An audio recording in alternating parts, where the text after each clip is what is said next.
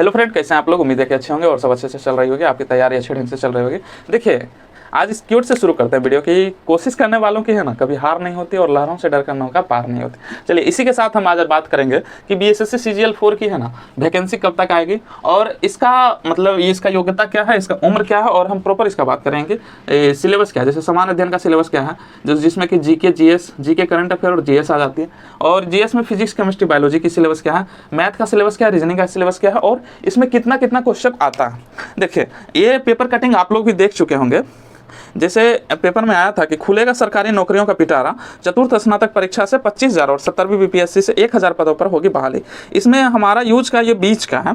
जैसे बीपीएससी की तैयारी जो करते हैं उनके लिए भी बहुत बड़ा ये खुशखबरी है कि वैकेंसी आने वाली है, लेकिन हमारा बीच का है। ये बीच मतलब ये कि चतुर्थ स्नातक संयुक्त परीक्षा है ना, जल्द ही होने वाली है। देखिए, बिहार में होती क्या है कि जैसे वैकेंसी जब आने वाली रहती है ना, तो पहले उसको पेपर में डालता है, या वगैरह रिजल्ट वगैरह भी आने वाला रहता है तो पहले उसको पेपर में डालता है। तो इसमें देखिए लिखा हुआ है कि इसका संयुक्त परीक्षा है ना, चतुर्थ स्नातक संयुक्त परीक्षा जल्द आयोजित की जाएगी। समान प्रशासन विभाग और कर्मचारी चयन आयोग ने इसकी तैयारी शुरू कर दी। चलिए, इसका मतलब ये है कि आज जो हम वीडियो बना रहे हैं आज के दिन से 1 से 2 मंथ में है ना, मात्र 1 से 2 मंथ में इसका वैकेंसी आ जाएगा। और आप लोग तैयार रहिएगा। तैयार मतलब इस सेंस में कि मतलब होता है ना कि युद्ध से पहले तलवारबाजी वगैरह तैयार कर लेता, तो आप लोग तैयार रहिएगा कि परीक्षा कब भी ले लें लेकिन आप इसमें पास। बस यही बात बोलना चाहते हैं कि, और इससे रिलेटेड तो हम वीडियो और भी बना चुके हैं कि इसका बुक कौन कौन सा पढ़े, क्या पढ़े, मतलब कैसे पढ़े। आज हम बात करने वाले हैं इसका योग्यता, एज और सिलेबस के बारे में। तो चलिए पहले हम देख लेते हैं कि किससे कितना क्वेश्चन आता है। टोटल देखिए, समान अध्ययन से है ना 75 क्वेश्चन आता है। समान अध्ययन में जीके, जीएस और करंट अफेयर सभी आ जाती है। तो जीएस से देखिए, स्पेशली जीएस मतलब जनरल साइंस, जनरल साइंस मतलब फिजिक्स, केमिस्ट्री और बायोलॉजी। फिजिक्स, केमिस्ट्री और बायोलॉजी है ना, कितना क्वेश्चन आती है, तो ये फिजिक्स, केमिस्ट्री, बायोलॉजी से ये 25 क्वेश्चन आती है। 2 पर 5 25 क्वेश्चन आती है। और ये जीके, करंट अफेयर से, जीके और करंट अफेयर से है ना, ये आती है ये 50 क्वेश्चन, जिसमें कि जीके का ओवरऑल वेटेज कहिएगा तो 40 रहता है और करंट अफेयर का 10, मतलब 40-10 के रेशियो में रहता है। और ये जीके में बोलिएगा क्या पूछा जाता है, तो जीके में हिस्ट्री, ज्योग्राफी तो साइंस में आ गया, पॉलिटी ये और स्टैटिक्स हो गया वगैरह वगैरह, सब इसमें जीके में ही पूछा जाता है। अब देखिए मैथ से कितना क्वेश्चन आता है, तो मैथ से आती है 25 क्वेश्चन और रीजनिंग से आता है 50 क्वेश्चन। तो टोटल 75 प्लस 25 मतलब 150 क्वेश्चन आता है, जिसमें आपको लाना होगा इससे 120 से 130 के बीच, और लड़की लोग का कह सकते हैं 110 से 120 के बीच। मतलब ये हम बोल दिए हैं कि सभी जैसे 120 के आसपास भी रहेगा ना, जनरल मिल जाएगा। तो चलिए देखिए, इसका न्यूनतम शैक्षणिक योग्यता क्या है। जैसे नॉर्मल ग्रेजुएशन, नॉर्मल ग्रेजुएशन मतलब जो आर्ट्स से ग्रेजुएशन किए हैं ना, जो आर्ट्स से ग्रेजुएशन किए हैं उसके लिए क्या है, एक पोस्ट है। जैसे उसके लिए सिर्फ है सचिवालय सहायक, मतलब एएसओ का पोस्ट उसके लिए, असिस्टेंट सेक्शन ऑफिसर, इसको सचिवालय सहायक भी पहले बोला जाता है, जो आर्ट्स से ग्रेजुएशन किए। जैसे मेरा भी आर्ट्स है तो हम भी सिर्फ सचिवालय सहायक के लिए योग्य थे। और समकक्ष डिग्री कर सकते हैं, जैसे बीटेक मतलब ग्रेजुएशन के समकक्ष डिग्री जो भी है ना, तब आप इसके योग्य हो जाइएगा इसका फॉर्म फिलअप करने के लिए। और देख लीजिए मैथ, अगर आपका डिग्री मैथ है या साइंस है या कॉमर्स से आप हैं तो क्या होगा कि जैसे मैथ से हैं तो आप स्पेशली, और साइंस से हैं तो मलेरिया निरीक्षक जैसे पोस्ट आपसे साइंस वाले भर सकते हैं। जैसे कॉमर्स है तो आप ऑडिटर, अंकेक्षक, या मैथ वाले भी अंकेक्षक भर सकते हैं। तो देखिए है क्या कि मतलब आप किसी फील्ड में स्पेशली ग्रेजुएशन किया है ना, तो उससे रिलेटेड भी आपको मतलब उसके लिए आपको अलग सा वैकेंसी मिल जाएगा, मतलब आप उसके लिए भी योग्य हो जाइएगा। तो अब हम बात करते हैं जैसे कि एज, ये सब जानकारी है ना आपको उसमें लिखा हुआ रहेगा किसमें, तो ये जब नोटिफिकेशन आती है ना उसमें। अब हम बात करते हैं एज के बारे में। तो एज क्या है, न्यूनतम एज है इसका 21 वर्ष, मतलब 21 वर्ष के अगर आप हो गए तो मतलब इसका आप फॉर्म फिल कर सकते हैं। और अगर आपका ग्रेजुएशन भी हो गया तो आप इसका फॉर्म फिलअप कर सकते हैं। मतलब मेरे सहकर्मी जो आए हैं ना मेरे डिपार्टमेंट में, तो वो लोग कुछ लड़कियां और कुछ लड़के 21 से 21 साल की हैं, मतलब उसका डेट ऑफ बर्थ मानिए तो 2000 है या 2001 है, तो आप भी मतलब अगर 21 साल के हो गए तो आप भी कर सकते हैं। अब हम बात करने वाले हैं अधिकतम एज की। अधिकतम एज मतलब अनारक्षित वर्ग। अनारक्षित वर्ग का देखिए, मेल का मैक्सिमम एज है ना 37 है, फीमेल का है 40, मतलब मिनिमम 21, मैक्सिमम 37 मेल के लिए, फीमेल के लिए 40। अब पिछड़ा वर्ग जिसको कि BC2 बोला जाता है, अत्यंत पिछड़ा वर्ग जैसे BC1 बोला जाता है, इसको EBC भी बोला जाता है। तो इसमें मेल और फीमेल के लिए 40, मतलब दोनों के लिए सेम 40 वर्ष है। और अनुसूचित जाति या जनजाति कहिएगा, जिसमें मेल फीमेल के लिए मैक्सिमम एज 42। अब देखिए वीडियो पे बने रहिएगा, इन्हें कि स्किप कर दीजिएगा, पूरा वीडियो नहीं देखें। होगा क्या कि अब हम बात करने वाले समान अध्ययन में है ना, जैसे जीके में कौन कौन सा पोर्शन से कहाँ से क्वेश्चन आता है। एक दिन आप लोग बोले थे वीडियो में कि सर टॉपिक वाइज बताइए ना कि कौन सा टॉपिक पढ़े कौन सा टॉपिक नहीं पढ़े, तो आज आपका डाउट दूर हो जाएगा। जैसे जीके में हिस्ट्री, पॉलिटी में कहाँ कहाँ से क्वेश्चन पर आया, इकोनॉमिक्स कह सकते हैं। और ये जीएस, साइंस में जैसे फिजिक्स, केमिस्ट्री, बायोलॉजी और ज्योग्राफी हो गया, इसमें आप क्वेश्चन कहाँ से पर हैं।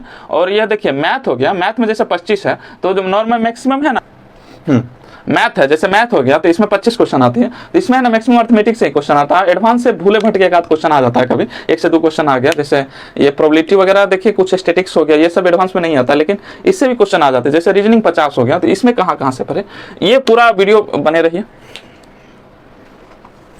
देखिए फ्रेंड, आज हम सिलेबस पे बात करने वाले हैं। तो सिलेबस पे क्या है कि जैसे बिहार एसएससी का है ना, जैसे पीटी होता है फिर मेंस होता है, तो प्रारंभिक परीक्षा का सिलेबस है जो इस प्रकार है। तो पहला है कि समान अध्ययन। समान अध्ययन में क्या है कि इसमें प्रश्नों का उद्देश्य है ना, अभ्यर्थी के आसपास के वातावरण की सामान्य जानकारी तथा समाज में उनके अनुप्रयोग के संबंध में उसकी योग्यता की जांच करना होगा। देखिए जैसे है क्या, एक बार क्वेश्चन पूछा था दरोगा के मेंस में कि इडली जो है ना किस विधि से बनाई जाती है। तो ये एक तरह से सामान्य जानकारी हो गया जो है, जिसका कि मतलब वातावरण से संबंधित। जैसे अभी इलेक्शन हुआ ना एमपी का, तो इसमें क्या पूछा जाएगा, जैसे आपको वातावरण से संबंधित जानकारी है कि ना।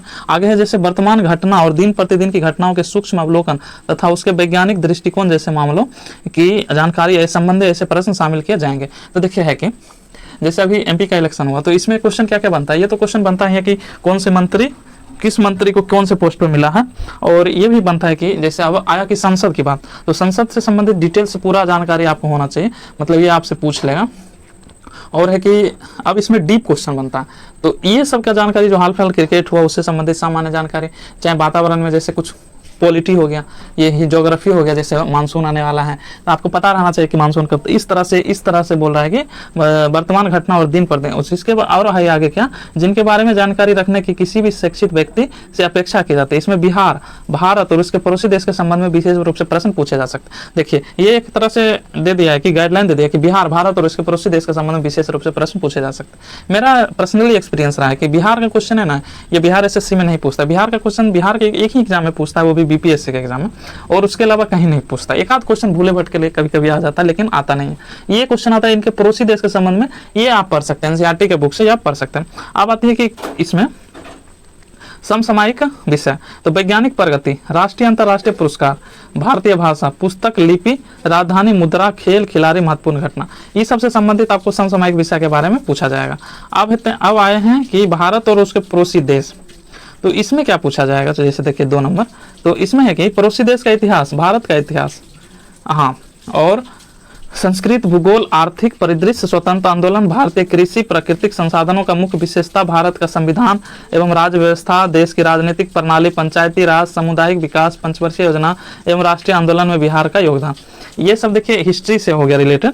ये जैसे देखिए पड़ोसी देश का इतिहास, मतलब आसपास जो 9 देश है ना उन लोग का, ये 8-9 के जो देश हैं उससे संबंधित, फिर भारत का इतिहास, संस्कृत, भूगोल, आर्थिक, ये सब पूछा जाएगा।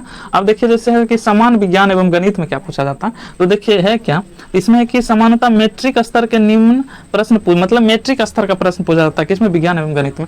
आप लोग को भी अगर साइंस पढ़ना होगा ना, अगर बहुत कमजोर होगा तो एनसीईआरटी वैसे लोग शुरू में पढ़ लेता है, तो इसीलिए हम एनसीईआरटी पढ़ने का एडवाइस नहीं देते। लेकिन आप एनसीईआरटी 9 और 10 क्लास का पढ़ सकते हैं साइंस के लिए स्पेशली, वो भी अच्छा है। आप फिर आप बोलिएगा क्या इतना सारा बुक पढ़ेंगे, तो नहीं, ये बात फिर नहीं चलेगा।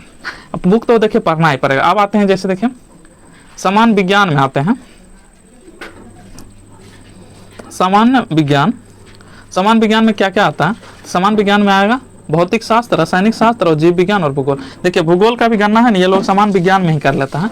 अब देखिए गणित में आते हैं, तो गणित में क्या है, गणित में मेनली अर्थमेटिक ही पूछा जाता है, एडवांस नहीं पूछा जाता। तो देखिए क्या है, संख्या पद्धति से संबंधित प्रश्न, पूर्ण संख्याओं का अभिकलन, दशमलव और भिन्न संख्याओं के बीच परस्पर संबंध, मूलभूत अंक, गणितीय संक्रियाएं, प्रतिशत, अनुपात, समानुपात, औसत, ब्याज, लाभ और हानि, ये सबसे संबंधित प्रश्न पूछा जाएगा। एडवांस क्वेश्चन नहीं पूछा जाता है, भूले भटके एक आध क्वेश्चन कभी कभी आ जाता।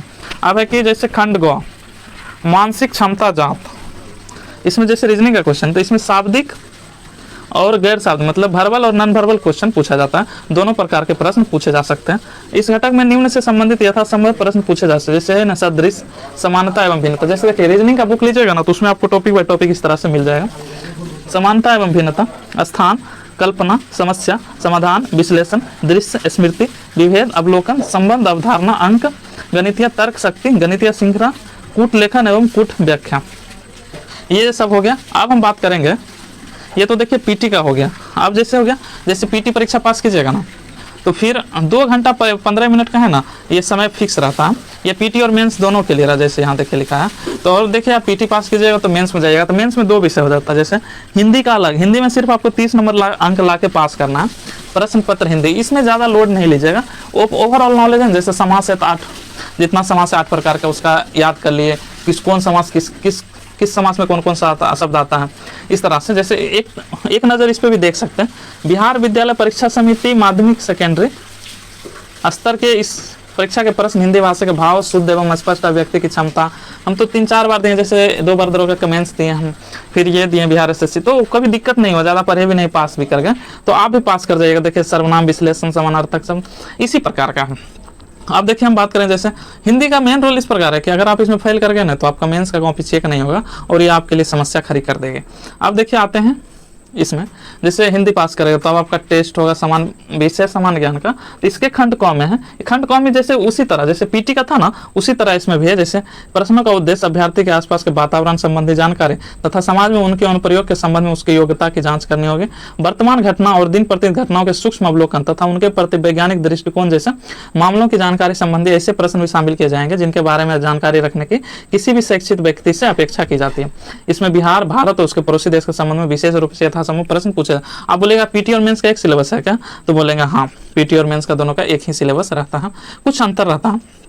जैसे देख लीजिए, अब है क्या समसामयिक विषय, तो इसमें क्या है, तो वैज्ञानिक प्रगति, राष्ट्रीय अंतर्राष्ट्रीय पुरस्कार, भारतीय भाषा पुस्तकालय, भारतीय भाषा पुस्तक, फिर लिपि, फिर राजधानी, मुद्रा, खेल, खिलाड़ी, महत्वपूर्ण घटना, इसी तरह का क्वेश्चन है। फिर देखिए भारत और उसके पड़ोसी देश, मतलब क्या क्या पूछा जाएगा। फिर देखिए उसके पड़ोसी देश का इतिहास, भारत का इतिहास, जो पीटी में बताया ना। फिर वही मेंस का सिलेबस, मुख्य भारत का संविधान, राज्य व्यवस्था देश की है, राजनीतिक प्रणाली, पंचायती राज, सामुदायिक विकास, राष्ट्रीय आंदोलन में बिहार का योगदान।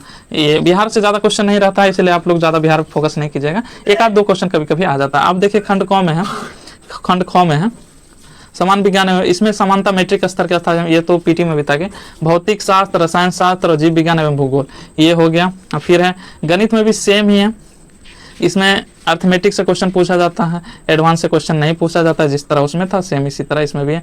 और फिर मानसिक क्षमता में भी सेम है कि इसमें शाब्दिक मतलब वर्बल और नॉन वर्बल दोनों प्रकार का रीजनिंग रहता है, मतलब सेम सिलेबस है। देखिए आप लोग पढ़िए ना, हो जाएगा। चलिए वीडियो देखने के लिए धन्यवाद, आपका दिन शुभ हो। इसी तरह मेरे चैनल पे बने रहिएगा और आपको दिन पर दिन वीडियो इस तरह का मिलते जाएगा।